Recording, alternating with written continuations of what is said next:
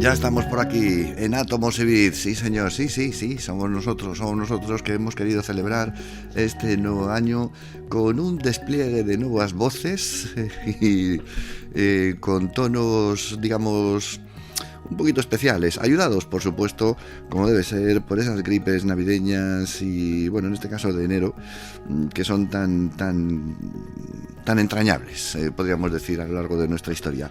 Átomos y Bits arranca en este mismo instante con la realización técnica de Esteban Novillo, enseguida con toda la información que nos trae José Manuel Nieves y con el susurro de Pedro Palomay.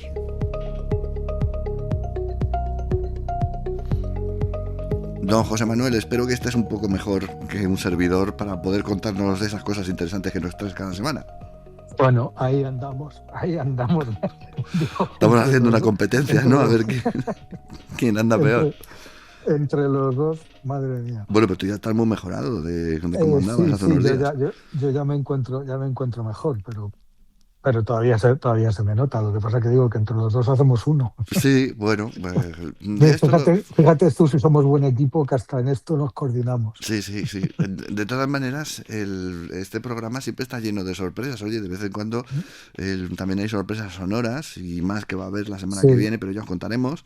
Y además, hoy hemos venido dispuestos a resolver un enigma y a plantear otro. Bueno, primero vamos a resolver el que está resuelto, el de los puntitos rojos que aparecen ahí en el espacio que nadie sabe qué, nadie sabe qué son, pero nadie sabe qué eran, porque ahora ya sabemos lo que son.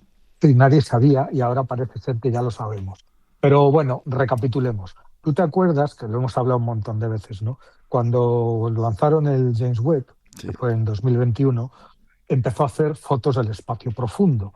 ¿Qué es el espacio profundo? Pues lo más lejos que es posible ver. Y el James Webb, que es el telescopio más potente que tenemos, ¿no? Iba a mejorar muchísimo la profundidad, es decir, la lejanía a la que podíamos fotografiar, y date cuenta de que hay un límite a partir del cual ya no puedes fotografiar más, que es el propio Big Bang. Claro. Que son 13.800 millones de años y que por lo tanto está a 13.800 millones de años luz. Bueno, pues el James Webb fue más cerca del Big Bang que ningún otro telescopio de la historia. El Hubble, que era el que había antes del Webb, había llegado ya hasta 12.000 millones de años de luz de distancia. 12.000 y pico millones de años luz. Y ahí había encontrado galaxias que ya estaban hechas con el universo joven, ¿no? Con un universo joven de entre 1.000 y 2.000 millones de años, millones de años exactamente, que aunque nos parece un tiempo gigantesco, pues para el universo es una fracción de su existencia, ¿no? Era como un jovencito, como un adolescente, ¿no? Pero este James Webb fue más allá y empezó a fotografiar cosas que estaban a 13.000, a 13.200, a 13.300, a 13.400 millones de años luz de distancia. Es decir, solo a unos pocos cientos de millones de años luz del propio Big Bang. Sí. Es decir, en un universo prácticamente bebé. Y ahí, en esas regiones tan remotas, en esas imágenes de espacio profundísimo, pues los científicos empezaron a ver en el fondo una serie de puntos rojos, una serie de puntitos rojos que no sabían lo que eran. A simple vista eran como manchitas de color rojo perdidas en ese telón de fondo, ¿no? Pero claro, para los astrofísicos eso era un problema gigantesco, porque ¿qué podía ser eso? ¿Qué podía haber ya en una fase tan temprana del universo? ¿Vale? Bueno, pues en todo caso eran objetos, fueran lo que fueran, no tenían sentido, porque podían ser dos cosas: o bien galaxias, es decir, conjuntos de cientos de millones de estrellas, y eso al principio se pensó que eran galaxias repletas de estrellas y además muy grandes, demasiado masivas, demasiado brillantes como para haberse formado tan temprano. O sea, por lo que sabemos, el proceso de formación galáctica conlleva un tiempo mucho más largo. Es decir, desde el Big Bang hasta 300 o 400 millones de años después del Big Bang no da tiempo que se haga una galaxia masiva. Fíjate, nuestra Vía Láctea, para llegar a ser como es, que es una galaxia masiva, han tenido que pasar 10.000 millones de años. Fíjate. Es decir, vale, pues eso, encontrar galaxias masivas en esa edad tan temprana era para que la gente se enterara como si encontraras a un adolescente con bigote y completamente desarrollado en una guardería. mm, ¿Vale? O sea, eso era una posibilidad. La otra era que fueran agujeros negros, pero claro, pasaba lo mismo. Agujeros negros tan enormes tan pronto como se han formado. Y es que además había una cuestión, que si eran agujeros negros no tenían la firma típica de los agujeros negros cuando se están alimentando y cuando están creciendo, cosa que se supone que hacían en esos tiempos tan tempranos, que son rayos X. O sea, emiten chorros de rayos X y muy fuertes y ahí no había nada. Es decir, si estábamos, pero los puntos rojos estaban ahí, algo eran. Entonces, claro, muchos científicos empezaron a pensar que las teorías mismas sobre el universo primitivo que teníamos estaban equivocadas, claro. porque claro, existían cosas, sean lo que fueran, que no deberían de existir. Vale, pues ahora, y después de 2 años de temblor y de estar Mm, absolutamente temblando, mm, ha llegado una solución que parece definitiva y la acaba de encontrar un equipo de científicos de la Universidad de Copenhague, ¿no? Y fíjate si le han dado importancia que ha sido la portada del último número de Nature, ¿no? sí, Claro, le han dedicado la portada, porque es que date cuenta de que se nos iba al traste la cosmología. La cosmología, que es la rama de la ciencia que estudia los orígenes y la evolución del universo y gracias a la cual explicamos por qué todo lo que vemos está tal y como lo vemos, pues resulta que con estos malditos puntos rojos en escena, pues por claro. sus propios cimientos se perdía. Era Reventaba como todo. estar claro, reventaba absolutamente toda nuestra comprensión sobre cómo nació, cómo se originó, cómo evolucionó el universo para llegar a ser como es hoy.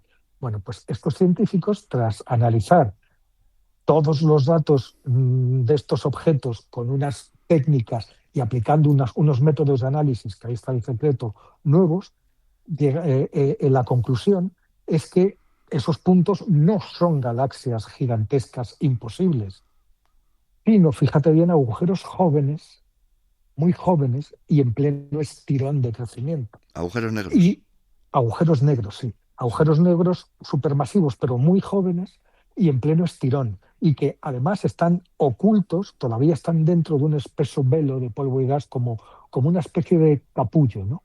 O sea que lo que estamos viendo no es la luz de millones de estrellas antiguas de una galaxia, ni un cuásar, que es un núcleo galáctico con un agujero negro gigantesco, muy activo y que brilla que no veas porque está devorando materia a lo bestia, sino el brillo de un agujero negro bebé, supermasivo, sí, pero bebé, y alimentándose, es verdad, con una gran voracidad. Mm, Bueno, ¿y por qué estaban tan confundidos? ¿Por qué ha reinado tanta confusión hasta ahora? Bueno, pues es que los astrónomos hasta ahora estaban ante una paradoja, porque, a ver, si sostenían que eran galaxias masivas y eso no encajaba de ninguna manera, tampoco encajaba los que sospechaban que eran agujeros negros, porque como te he dicho, faltaba esa prueba que es la emisión de rayos X, ¿no? Bueno, pues lo que han descubierto estos investigadores daneses es que efectivamente esos están ahí, pero están ocultos, están camuflados, están dentro de esos capullos en los que nacieron, ¿no? Y, y al ser jóvenes y camuflados, resulta que también son mucho más pequeños, porque una de las cosas que engañó a los científicos era que se veían objetos muy masivos y fueran galaxias, agujeros negros, eran demasiado masivos como para que les hubiera dado tiempo a formarse. Bueno, pues resulta que son hasta 100 veces menos masivos de lo que se creía. ajá. La clave, ¿Y los rayos X los han ahora, detectado? No. ahora lo vas a entender todo. Ahora lo vas a entender todo porque, fíjate, la clave está justamente en ese capullo que envuelve a los agujeros negros bebés. ¿Qué es ese capullo? Es una densa nube de gas ionizado que está justo alrededor del agujero negro. Claro, cuando el agujero negro devora materia, genera muchísimo calor. Y esa radiación, ese calor, intenta escapar. Pero ¿qué hace? Choca contra ese capullo, contra ese muro denso de gas que está envolviendo al agujero negro. Y ese proceso filtra la luz, es decir, bloquea los rayos X, que están, pero se quedan bloqueados en la nube, pero deja pasar algunas longitudes de onda. Que Ajá. mira tú por dónde, las longitudes de onda que más atraviesan nubes, que son las que utiliza el telescopio espacial James Webb para ver a través de las nubes moleculares que hay en el espacio, pues son los rayos infrarrojos. Ujú. Por lo tanto, desde el James Webb, eso se ve de color rojo.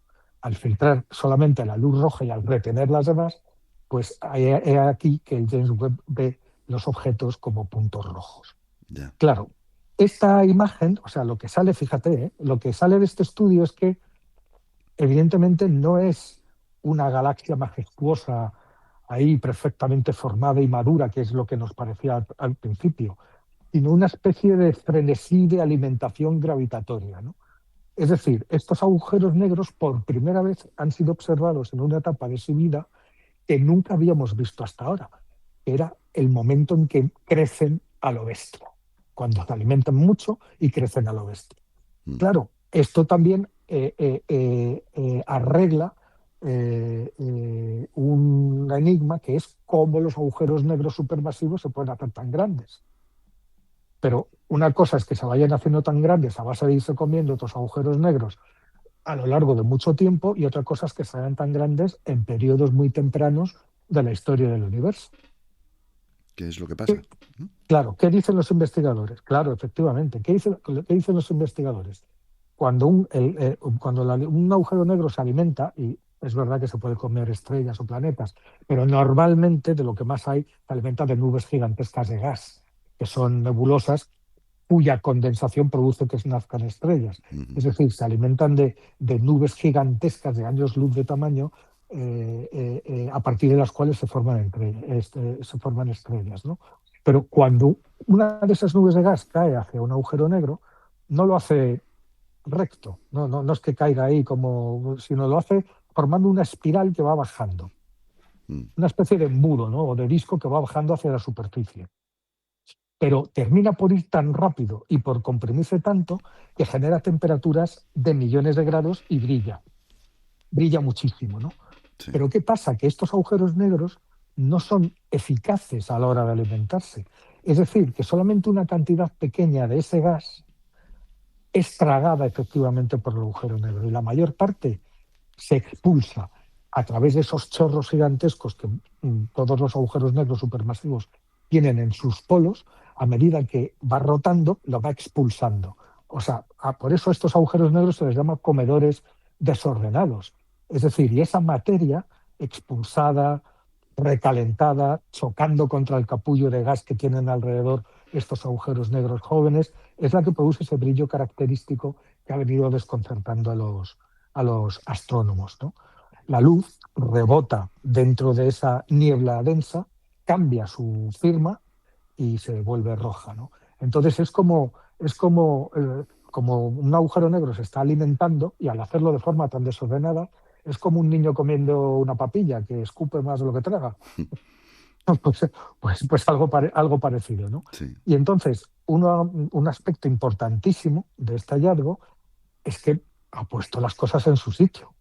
Hemos tenido 2 años de terror Mm. y durante estos últimos años el hecho de que estos objetos fueran tan grandes y en un momento tan temprano de la historia del universo, pues había llevado a muchos a sugerir que necesitábamos una nueva física, o por lo menos a un mecanismo desconocido que permitía que las galaxias crecieran mucho más rápido de lo que se creía posible, o que los agujeros negros, fíjate tú, nacieran ya siendo gigantes, no que necesitaran tiempo para crecer. O sea, teorías absolutamente erróneas. Pero claro, este nuevo análisis de la luz ha hecho entender que esa luz que estamos viendo viene de un agujero negro oculto y no de una galaxia entera de estrellas. Y al aplicar los cálculos a esa nueva perspectiva, pues los cálculos cambian radicalmente. Muy bien. Misterio resuelto, pues, el de los Misterio, puntos claro, rojos.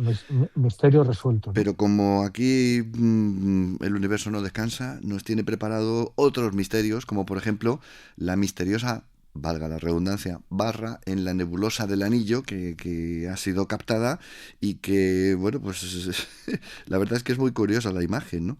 De esa Sí, barra ahí como metálica en medio de la nebulosa. Y eso es lo que ahora están investigando a ver qué es. sí, es una barra de hierro, la han llamado barra de hierro. En realidad es gaseosa, ¿no? Pero que está hecha fundamentalmente de átomos de hierro y atraviesa la nebulosa del Anillo de parte a parte. Mm. Y se ve perfectamente en la imagen que tú estás viendo y que cualquiera puede ver si van a ABC y ponen nebulosa del Anillo barra de hierro, pues le sale inmediatamente el artículo y se ve la foto, ¿no? Bueno, pues es que la nebulosa del Anillo es una de las más famosas, de Sí, las más conocidas, de las más observadas, de las mejor estudiadas, ¿no? Y nunca se había visto esto. Parece increíble que a estas alturas todavía seamos capaces de descubrir cosas y tan gordas y tan evidentes como esta, que no se habían visto antes, ¿no? Esta vez lo han hecho astrónomos de Europa, ¿no? Del University College de Londres y de la Universidad de Cardiff.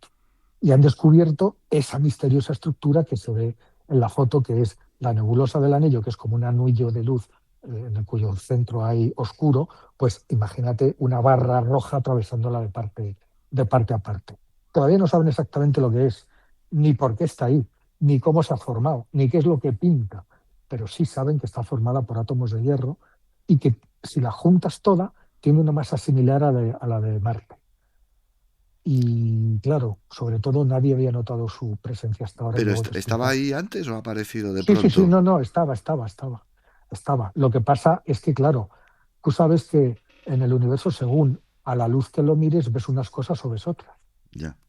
Sabes que si lo miras en luz visible, ves unas cosas. Si lo miras en luz ultravioleta, ves otras que en luz visible no se ven. Sigue siendo radiación electromagnética, pero en unas longitudes de ondas que no son dentro de la luz visible. Si la miras en ondas de radio, ves otras cosas que no ves ni en ninguno de las otros. Si la miras en rayos X, si la miras en infrarrojo, etcétera. Entonces, lo que han hecho estos astrónomos es observar a la nebulosa de una manera nueva que no se había hecho hasta ahora. Ahora te contaré. Esta nebulosa del Anillo, que ya te digo que es de los mejor observados, está a unos 2.600 años luz de la Tierra, ¿no? Y es como una especie de concha hecha de gas, Mm. que tiene una estrella en el centro, que es la que provocó eso, liberando todas sus capas externas, que forman como una especie de concha a su alrededor, y pues prácticamente están todos los libros de astronomía, ¿no? Y incluso el James Webb la ha retratado con todo lujo de detalles y no aparecía la barra.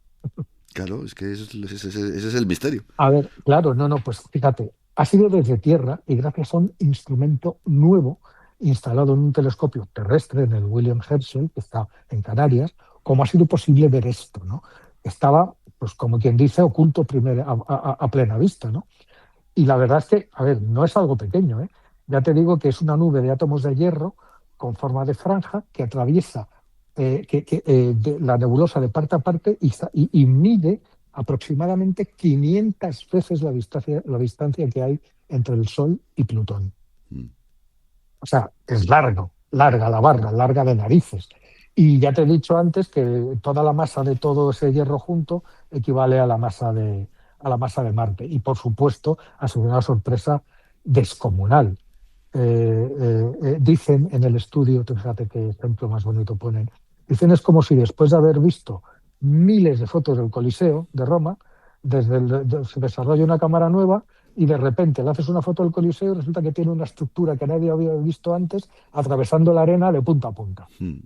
Pues algo parecido y asombroso, ¿no? Claro, los propios científicos, al procesar los datos y construir la imagen, eh, eh, esta estructura, esta barra de átomos de hierro, hasta ahora desconocida, saltaba a la vista. ¿Y cómo es posible que no la hayamos visto hasta ahora? Pues la clave está en ese instrumento nuevo, que es un espectrógrafo, que se llama WEF, que es Wide Field Spectrographic Explorer, que está instalado en el William Herschel, en el Roque de los Muchachos, ¿no?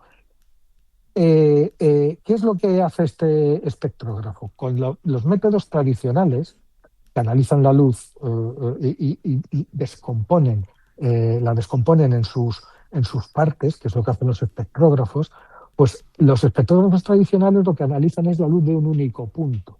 Pero esta tecnología nueva lo que permite es obtener espectros de toda la nebulosa al mismo tiempo. Es decir, no solamente un punto de la nebulosa. Ya. Porque claro, tú hasta ahora tenías un punto de la nebulosa, entonces se descompone, sabes que la descomposición de la luz en sus longitudes de onda es como una especie de código de barras de colores en la que cada barra, cada color, corresponde a un elemento en concreto. Es así Sí. como sabemos de qué están hechas las estrellas. Claro, si lo haces en un punto, tienes el código de barras de ese punto, pero este aparato es capaz de hacerlo con toda la nebulosa al mismo tiempo, ¿vale? Ujú. Y por eso, aunque lo has hecho, lo has mirado de muchísimas maneras, solamente con esto en un instrumento has podido verla en conjunto y ver el espectro de elementos a lo largo de toda la nebulosa al mismo tiempo. Y ahí saltaba a la vista, al ver el mapa químico entero, la barra de hierro pues apareció, simplemente. Apareció porque estaba ahí. Mm. Cosa que no puede aparecer si tú estás haciendo lo mismo, pero punto a punto. Y lo que pasa es que para estudiarla ahora tendrán que utilizar solamente esa tecnología, claro, la única que Claro, pueda detectar. claro. Fíjate que esta nebulosa se descubrió en 1780 o Sí, setenta y sí. nueve, ¿no?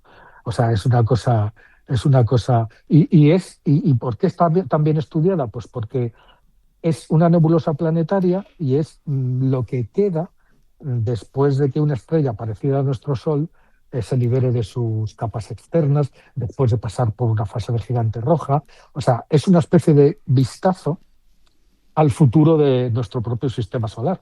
Por eso es tan Interesante. conocida. ¿Y qué significa esta barra? Vale, no se sabe, no se sabe, pero los científicos aventuran dos posibilidades. Es decir, la primera podría ser que la estrella al morir y al expulsar gases, pues expulsó las capas de gas de una manera que todavía no sabemos, ¿no? Pero la segunda opción, que es por la que más se decantan, es que todo ese hierro podría ser lo que queda de un antiguo planeta rocoso que ha sido vaporizado. Es decir, lo que podemos estar viendo son los restos ya fantasmales de un mundo que fue atrapado y destruido durante la expansión de la estrella, Ujú. cuando la estrella pasó a ser gigante roja y se liberó de todas sus capas externas, ¿no? A ver, no se sabe, ya te digo. Tienen que saber más y para saber más ya tienen más tiempo de observación. ¿Y qué es lo que van a hacer? Observar con el mismo instrumento otras nebulosas para ver si encuentran cosas parecidas, es decir, a ver si esto es una cosa única o si es una fase de la muerte de las estrellas que es más típica de lo que creemos, y luego también echar un vistazo en otras longitudes de onda. No vaya a ser que aparte de esta barra aparezcan estructuras de otras cosas que todavía no hemos visto y que también están ahí. Eso puede ser súper interesante.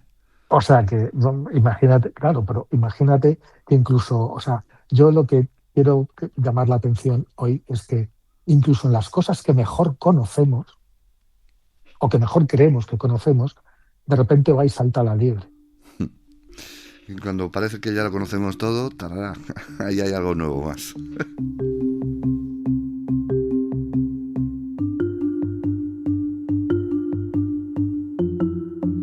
Eso nos pasa con la tecnología también, que cuando parece que ya no hay nada nuevo que inventar, de repente nos sorprende el mercado con cosas nuevas y hoy con un cacharrito nuevo que se llama Plot Note Pro y que es pequeñito, pequeñito como una tarjeta de crédito, ¿no? Sí, mira, hacía tiempo que no me emocionaba tanto con un Ah, cacharro. ¿por qué? ¿Qué ha O pasado? sea, tú sabes, ¿Tan bueno es? a mí me ha parecido, en este punto de desarrollo, me ha parecido espectacular. Aparte de que es bonito, elegante, da gusto tenerlo en la mano, fácil y sobre todo muy útil para un montón de cosas. Bueno, Te explico. expliquemos lo que es lo A ver, primero. te explico. Primero tiene que ver con la inteligencia artificial. Sabes que desde que tenemos inteligencia artificial por todos lados, pues han empezado a salir dispositivos de todo tipo que utilizan la inteligencia artificial pues para cosas. Pues las cámaras de los móviles, auriculares que te traducen automáticamente, termostatos inteligentes que solo ellos solo saltan con electrodomésticos. que usan la IA para saber si la ropa está en su punto de lavado o si está demasiado ácida el agua o tiene un pH que no sé cómo. O sea, miles de cosas, ¿no? Una lista larguísima. Pero, a ver, muchos de estos cacharros o no los usas nunca, nadie le pregunta a la lavadora por el pH del agua, estoy prácticamente convencido, sea, son inútiles, y otros tienen una vida muy corta, que dura justo hasta que sale una app, que la cargas gratis en el móvil y que te hace lo mismo por lo que tú te has comprado un cacharro específico para que te lo haga. Sí. Todos han picado. Bueno, pues esto que tenemos ahora es una grabadora con inteligencia artificial. Me parece una tontería, porque es verdad. Hay cientos de ellas en el mercado. Tú vete a Amazon o a cualquier tienda tal, pon grabadora con IA y te Y aparecen 200. cada teléfono, en realidad, ¿no? Es una Y grabadora también. el propio teléfono, pero esta es absolutamente diferente. Mm. Hablemos, diseño, como tú has dicho muy bien, tamaño de una tarjeta de crédito. Graba en altísima calidad cualquier conversación hasta 5 metros de distancia. Mm. Pero es que luego es capaz, tú lo graba por un lado, luego te resume el contenido por escrito, destaca los puntos más importantes, ya sea una clase, una reunión de trabajo o una junta de vecinos. Identifica a los participantes, es decir, si hay varios que hablan y van hablando, sabe que es el locutor número uno, el locutor número dos, el locutor número tres, que si además le pones nombre la primera vez, ya sabes si es Pepito, Juanito o Jaimito el que está hablando. Mm. O sea, identifica a los participantes. Graba tanto en vivo como conversaciones telefónicas y además acepta prácticamente cualquier archivo de audio que tengas. Imagínate que tienes el audio de una conferencia y no te la puedes tragar en ese momento. Pues se lo pones a este cacharrito y este cacharrito te da el resumen, los puntos más importantes, le haces preguntas sobre eso concretas, le dices que te haga un mapa de ideas, un mapa mental, en fin. Es un dispositivo que aporta valor auténtico al usuario final. Y se llama, como has dicho, Cloud Note Pro. A ver, yo lo he estado probando a fondo durante por lo menos un par de semanas. Lo he Sí. llevado en la cartera. Lleva una especie de funda magnética que la puedes pegar detrás del iPhone. Y para los teléfonos que no tienen magnetismo como el iPhone, tiene un anillo que lo pegas en la parte de atrás de cualquier teléfono y que es magnético y le pegas la carterita encima con la grabadora puesta, ¿no? Grabas llamadas. Yo he grabado llamadas. Lo dejas encima de una mesa para grabar una reunión.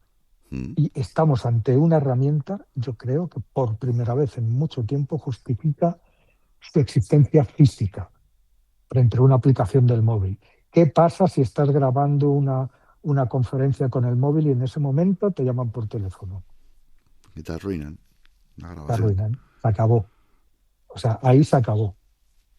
Sin embargo, si estás con otro cacharro independiente, puedes hacer las dos cosas a la vez, ¿no? Ujú. A ver, tiene algún pero, este cacharro que ya te diré, pero no por el hardware ni por el software, que están absolutamente perfectamente pensados, sino más bien el modelo de negocio porque es caro y además tienen un modelo de suscripción que te diré. Ya. Diseño, te diría que Apple estaría orgullosa si lo hubiera diseñado, vamos. A ver lo que tarda en sacar una parecida. Sí, sí, ya te digo, ¿no? O sea, es ridículamente fino, 3 milímetros tiene, el tamaño de una tarjeta de crédito. A pesar de eso, tiene una batería dentro que dura 30 horas sin gastarse, tiene 64 gigas de almacenamiento y 4 micros que graban con calidad de estudio, ¿vale? O sea, se ve, tú lo coges a la mano y ya ves que no es un juguete de plástico. Es una herramienta sólida, seria, ¿vale?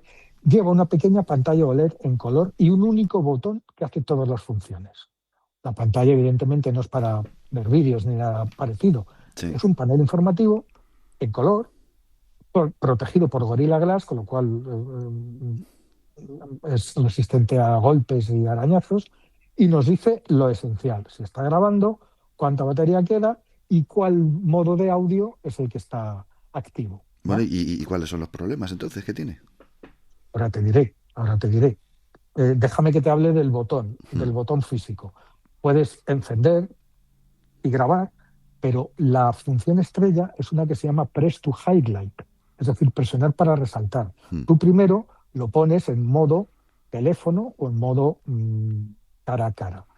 Y si la tienes en la mano o encima de la mesa, si tú durante una grabación o una conversación telefónica escuchas algo importante, no sé, una cifra, una fecha, un dato que quieres, pulsas el botón, le das una pulsación. Mm. Eso le envía una señal al sistema y le dice que eso lo consideramos importante. Y mientras que las IAs normales se inventan por su cuenta la importancia de las cosas o resumen cosas que son obvias, este cacharro, guiado por estas pulsaciones que las das tú, estructura todos los resúmenes y dando prioridad a los momentos que nosotros hemos marcado. Yeah. Es decir, es una forma muy bien resuelta de mantener al humano a los mandos, mientras la máquina hace todo el trabajo sucio. Me parece genial, me parece absolutamente genial. Mm. Yo lo he usado en varios ambientes, ¿no? Lo puse en una reunión de amigos que estábamos planificando un viaje, pero lo mismo podía haber sido una reunión de trabajo. Perfecto, calidad perfecta, identificación de personas perfectas, resumen perfectas. A pesar del ruido de fondo se escuchaba todo bien. En fin, estupendo, ¿no? Uh-huh. Y el problema, bueno, también lo he utilizado, por supuesto, en una conversación telefónica, que es donde resulta mejor y donde este cacharro deja en ridículo a cualquier app del móvil, ¿no? Pero el problema que tiene es que no es un cacharro barato. Es un talón de Aquiles, podría ser, es que ya cuesta 189 euros. Madrid, sí, es un poco caro. Sí, pero no solamente eso, sino que para utilizarlo tienes que pagar una suscripción de uso por minutos. Es decir, tú con el cacharro nada más sacado de la caja tienes para siempre 300 minutos de transcripción gratuitos cada mes. Sí. Eso son 5 horas. Sí. Pero claro, un abogado, un ejecutivo que vive de reunión en reunión y de llamada en llamada, un estudiante que está horas en clase, un periodista haciendo entrevistas, pues 5 horas te las comes en 3 días. Sí. Y después hay que pagar. Entonces ahí tienes varias opciones. Hay un plan Pro que te da derecho a 1.200 minutos al mes por $8,3 en euros, yo creo que son unos 9 euros, un plan ilimitado que es de unos 20 euros al mes. Es decir, que al comprar un cacharro de estos no solo compras la grabadora, sino también el plan de suscripción si quieres darle un uso intensivo. A pesar de eso, ¿tú crees que merece la pena o no? Vamos a ver, según lo uses. Si vas a grabar una clase al mes, pues la grabas con el móvil y Santas Pascuas. O una entrevista a la semana, pues lo haces con el móvil y Santas Pascuas. Ahora bien, si dependes, si te es imprescindible, si un estudiante que está grabando todas sus clases y necesita resúmenes, y nuestra vida profesional depende de reuniones, de llamadas, de entrevistas, entonces se hace imprescindible y hasta barato. No sé yo si van a tener tanto público que esté dispuesto a pagar, porque claro, ya estás pagando dinero por el cacharro, pagar dinero además por el uso. Yo te digo una cosa, ahora lo tengo que devolver y a mí me va a costar mucho trabajo. Uh-huh. Porque, no te puedes imaginar lo rápido que me he acostumbrado a utilizarlo y lo bien que funciona la cantidad de tiempo que te ahorra. ¿No? Nos quedamos entonces con eso. Bueno, sí, pues José Manuel, aquí lo vamos a dejar. Ya quedamos emplazados para la semana que viene, que espero que estemos recuperados del todo. Con voces y a lo loco. Más o menos, sí. José Manuel Nieves siempre nos cuenta todo lo interesante de la ciencia y de la tecnología, y con Esteban Novillo en la realización técnica. Saludos de Pedro Pablo May. Volvemos la semana que viene.